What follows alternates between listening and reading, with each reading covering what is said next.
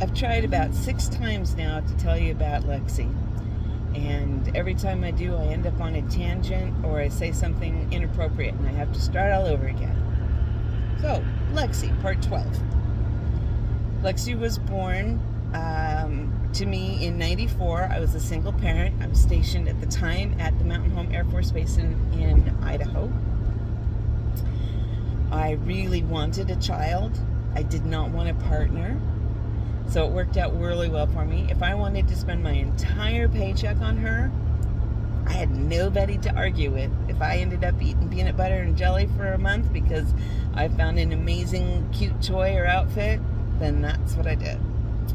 While we were stationed there, there was a daycare on base, and I would pick her up after school, after daycare, after work, and I would put her in front of the TV and turn on Tom Brokaw.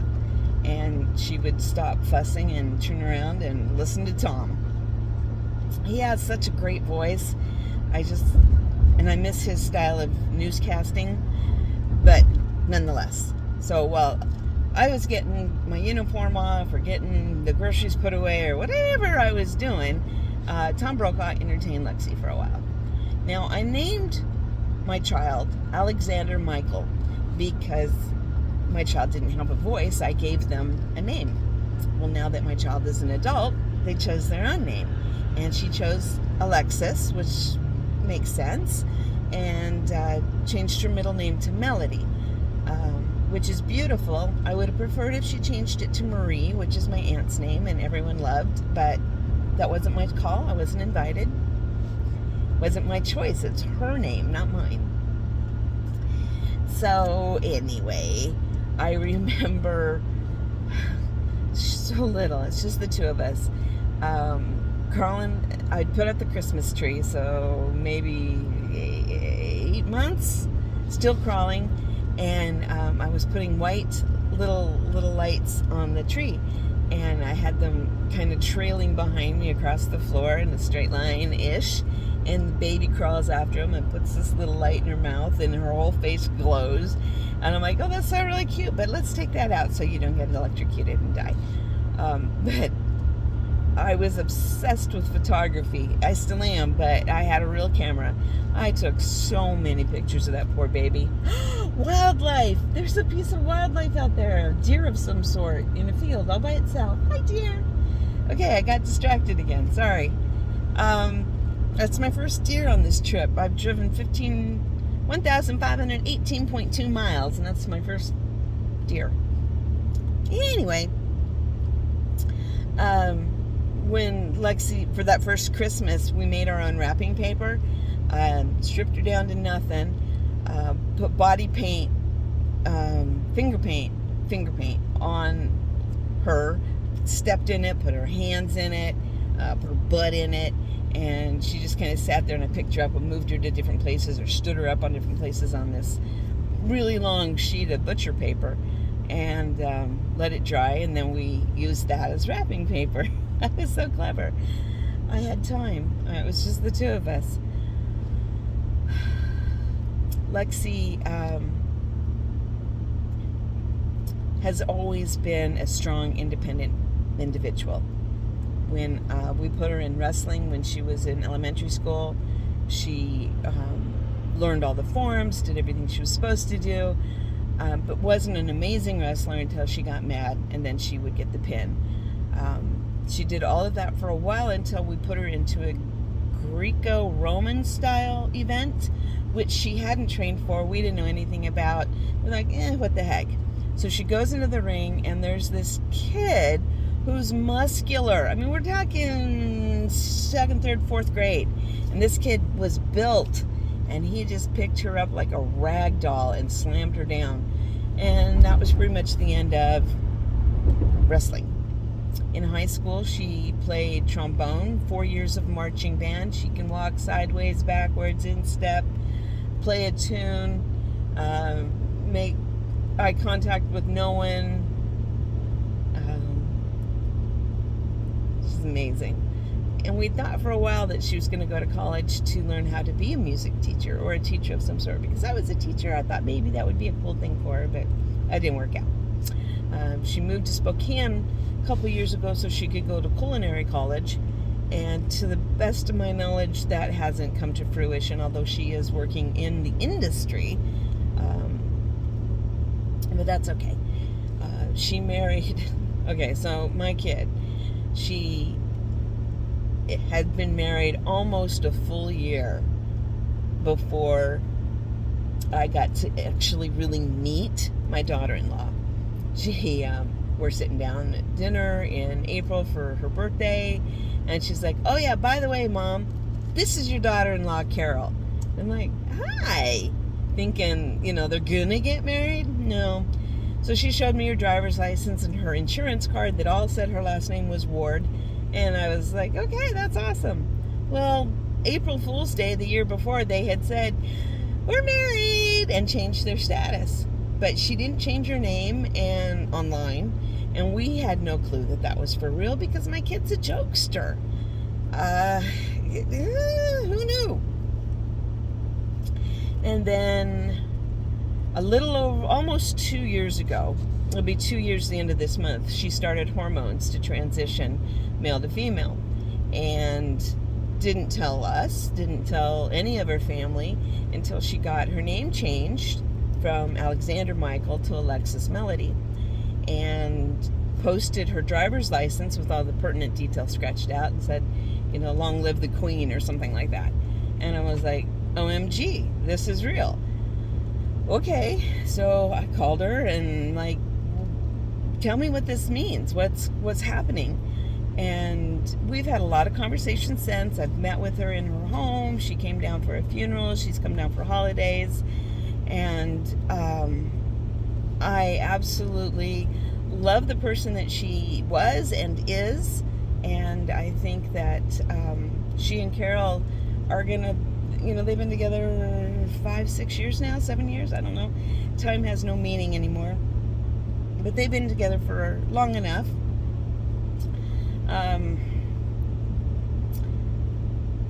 She was afraid that I would not accept her for who she was. And she doesn't understand.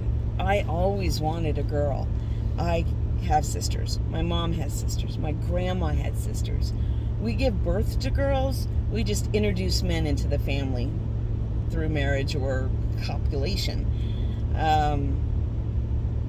I would have named her Kira Marie. Kira Marie after the two strongest women I knew at the time.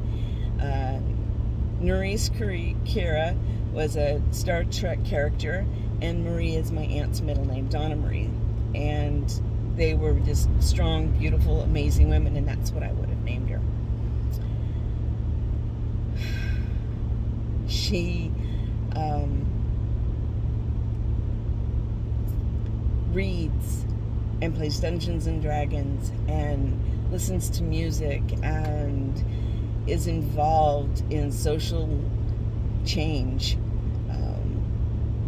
I've always been an ally, but I didn't know I was an ally until my daughter came out as trans. The t-shirt I'm wearing today, this is my pronouns are her, she, but I prefer goddess. I made those t-shirts earlier this year for the Pride event in Spokane that my mom and I were happened to make it to see her, and we went to this Pride event. And Mom had a lot of fun. I had a lot of fun. It's so much fun, people watching. And there's no more freedom than during Pride. Everyone just is themselves. They're who they want to be, and it's fun. And it's honoring. Okay, so I'm going to diverge for a minute. I work at a very small restaurant in a very small town in Glens Ferry, Idaho. And while I was there one night working, lunch, I think, there was a table of 4 adults that are probably in their late 60s, 70s, maybe a little bit older. And they were talking about why LGBTQ plus needed a parade. And I did not interject my own opinion, and I'm kind of kicking myself, so I'm going to do it now. Why not? Why can't LGBTQ plus have parades? Cowboys have parades when there's a rodeo. I grew up watching the rodeo queens and princesses. in parades. I grew up in small towns where, you know, the marching band is part of the parade, and horses and clowns and the Shriners in their cute little cars. Why shouldn't they have a parade? Then I have another friend online who's like, well, I don't understand the whole pride thing. Why pride is a sin? And I'm like, no. Pride is doing a job well. Pride is being happy with who you are and the job that you've done of being a human. I was in Spokane at the Air Force Base out there, and there was, you know, like engineering pride or sky pride or something like that, where everybody's proud of something.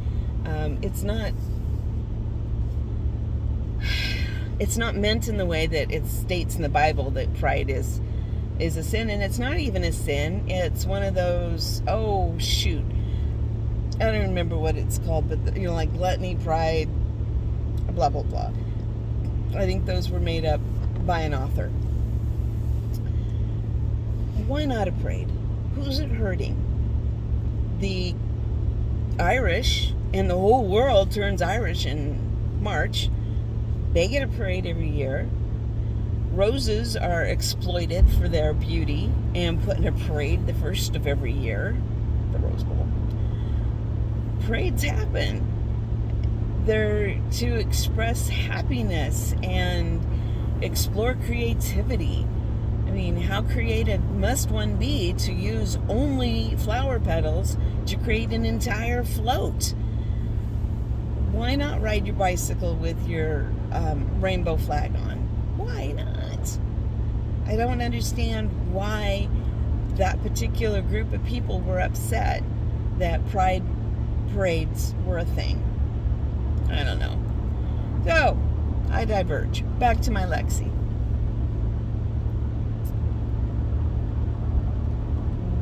When she was in first grade, learning to read, second grade, she took to reading like crazy, and which makes sense because I read, my mom and my aunt read, my grandma read, everybody reads in my family, except some of the boys, but we all read. And at a very young age, when Harry Potter first came out, she wanted to read it. And my then husband, Dwayne, bless his heart, was like, you know, there's a lot of controversy about this and teaching kids magic and la la la. And I'm like, I'll read it. If I like it, if I think it's okay, then I'll share it. I read it. I found it absolutely harmless and a delightful story. And compared to some of the stories that Mom had on the bookshelves, it was pretty mild. Anything that Mom had on the bookshelves was fair game to read when we were kids. And she belonged to several different book clubs where we would get new science fiction, or we'd get new westerns, or we'd get whatever book of the month that came to the house. And after Mom read it, we would read it, I would read it. And, you know, some of that stuff was pretty intense with the magic and the scariness and the evil. There was nothing, not a thing. Even Voldemort, he who shall not be named, wasn't nearly as evil to me as some of the other stuff I'd already read. So I was completely cool with Lexi reading that. All through elementary school and junior high, maybe even high school, she would carry one of the Harry Potter books. I mean, they were big in paperback in her backpack.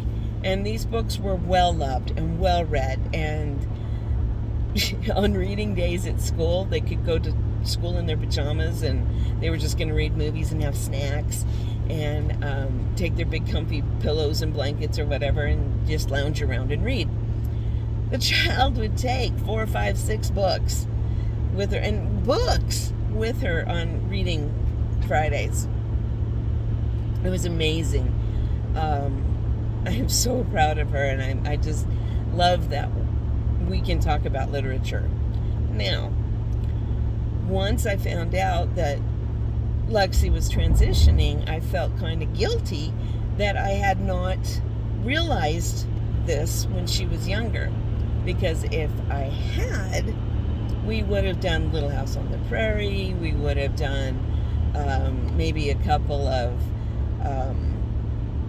murder mysteries that were done by women, more storytelling oriented around women and girls. Definitely would have done Little House on the Prairie. So I sent her my box set of Little House on the Prairie books that I had gotten from my Aunt Donna in 1977 as a Christmas present. And when I was that age, to read the next Little House on the Prairie book, because there's a series, I had to wait for whoever had checked it out at the library to return it so that I could read it. And sometimes I would get impatient and I would skip ahead and read the next book, like book 4, when I had not read book 3. And then I would get confused and then I'd have to go back, and read it all over from the beginning. Well, when Aunt Donna gave me this box set, I cried. It was the best gift she could have given me. I could read them in any order I wanted, as often as I wanted, and I didn't have to wait for anybody. I could do it on my own time. Well, Lexi and I would have done a lot more Little House on the Prairie. She was always interested in cooking and feeding, and I had found this Tasmanian Devil Warner Brothers set of dishes. So they weren't really girly dishes, but they weren't really manly either. They were just cartoons. Little plastic dishes, and we gave her that for Christmas, I think in 96. So she was 2.5. Dwayne had made a little oven and a stove out of some old cabinets at work, and we painted the little black grill, for the stove. It had a little cabinet to put her dishes in, and so much fake food that we pretend to eat the ice cream or whatever concoction she came up with. So her wanting to be a chef totally makes sense with me. That's true. That's true to her own nature. Some of the creative food that she would make for us, that was fun. It wasn't quite like Princess Sprinkle Cake, like you've seen, where there's nothing but sugar. And she did good. She followed recipes. She helped me cook. There's some family traditional recipes she learned how to make.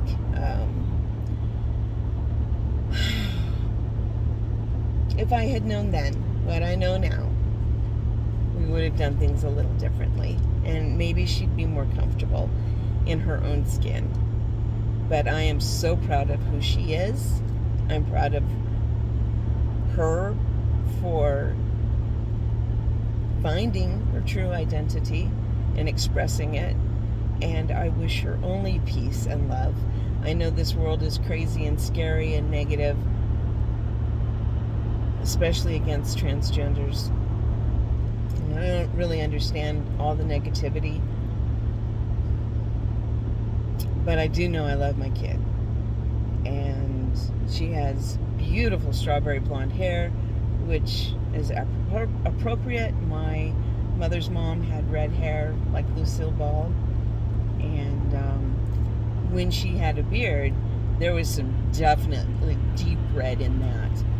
But the hair on her head is a strawberry blonde right now, and which is funny because when she was a baby, she didn't really have a lot of hair, and I didn't know what color it was going to be, because when she was mad, her hair would turn red, and when she was calm, cool, and collected, her hair would be blonde, and then sometimes it looked more brown.